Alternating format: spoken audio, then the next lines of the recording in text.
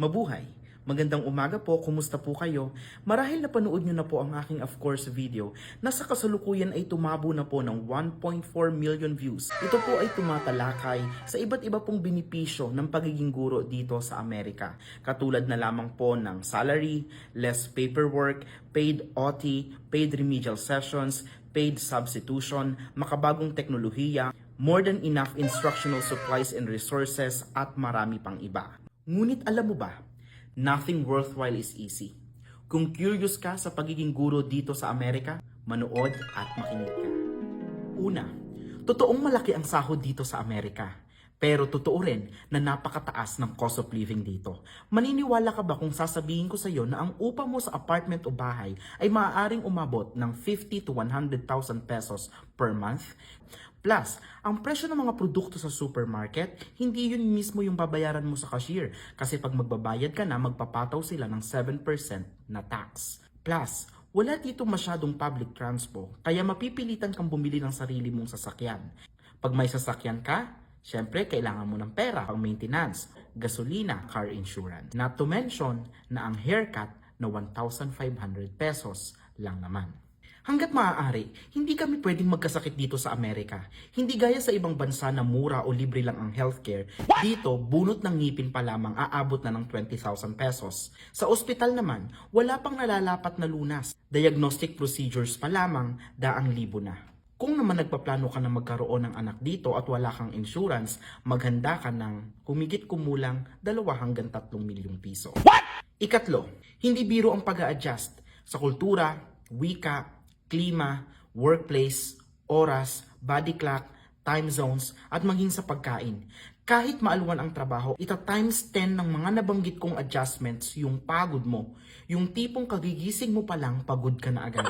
Ikaapat, ang homesickness ay hindi konsepto lamang. Ito ay seryoso, ito ay totoo. Non-resident alien ang technical na kwalifikasyon naming mga guro dito sa Amerika.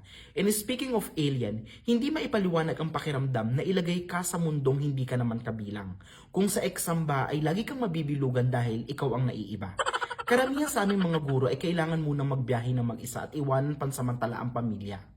Dahil sa ilang mga konsiderasyon, gaya ng mga anak, ang kanilang mga pag-aaral, ang usaping pinansyal, walang kasiguraduhan dahil sa takot mo na kakayanin mo ba pagdating mo sa Amerika, may mga trabaho o negosyo na hindi madaling isakripisyo, edad at kalusugan, mga ari-arian na kailangan mo nang asikasuhin, ibenta o paupahan. Ang bunga nito, mag-isa muna kami dito. Tiis muna sa video calls at maswerte ka pa nga kung magpapanagpo ang inyong mga oras dahil literal na habang nakatitig ka sa buwan, sila naman ay nasa ilalim ng araw. Ikalima, matindi ang epekto ng Filipino time. Kung nakasanayan mo na chill-chill lang, hindi pa yan magsisimula, iintayin nila tayo, mamaya pa yan, hindi yan uubra dito. Tila ba iba ang makinarya ng mga orasan dito? Sukat na sukat, takal na takal. Ang alas 7 ay alas 7, hindi titigil ang mundo para sa'yo. Trabaho after trabaho. Yung tipong kahihiga mo pa lang, tila 5 minuto pa lang ang lumilipas. Snooze ka ng 5 minutes, pero you'll find yourself under the shower. Naliligo ka na. In denial man, you'll realize you're already dragging your feet papunta sa eskwelahan. Ika-6, kakaiba ang mga mag-aaral. Generally, pumapasok na lang sila para umuwi. Pero hindi naman natin alam ang kanilang mga storya pagkatapos ng eskwela. Marami akong mga estudyante na pag ring pa lang ng bell daig pasid the flash, kumakaripas na palabas dahil may naghihintay na trabaho para sa kanila. Kailangan nilang magbanat ng buto hanggang sa madaling araw. Kaya sa paaralan na lang sila nakakadagit ng pahinga. Gusto na lang maglaro o di kaya'y pumikit hanggang sa makapanaginip na tapos na ang mga worksheets. Kailangang marunong tayong magbalanse lang lahat ng mga elemento, kung hindi, you'll just find yourself facing your laptop, choosing the cheapest ticket pabalik ng naiya. Swerte ako, mababait talaga ang mga estudyante ko. Pero kung mabibigyan lang kayo ng pagkakataong makinig sa mga kwento ng bawat guro sa iba't ibang sulok ng Amerika, magugulat at manlulumo kayo. Kakaiba. Ang labanan dito ay patibayan ng kondisyon ng mga utak. Yung tipong bago ka pa man pumasok sa silid-aralan, itatatak mo na sa kokote mo na anuman ang gawin nila, hindi ka magagalit. Hinga lang, yung malalim. Iisipin mo na lang na magbibiyernes na, sa sahod ka na ulit at sa Pilipinas ay makapagsusulit. Ikapito, language barrier. Lumipad ako ditong bitbit ang layunin na mahasa rin sa wikang Ingles.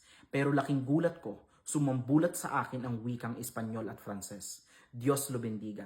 Napunta ako sa klaseng punong-puno ng mga mag-aaral mula sa Caribbean at Latin America.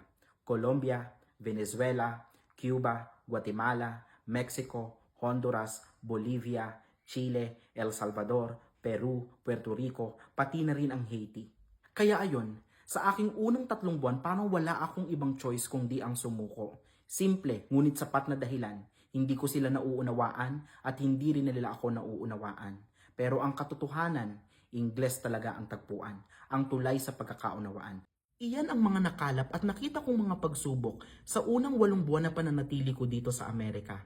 At good news, habang tumatagal, kumukonte kasi nakaka-adjust, nasasanay, bumuburda na rin sa iyong sistema.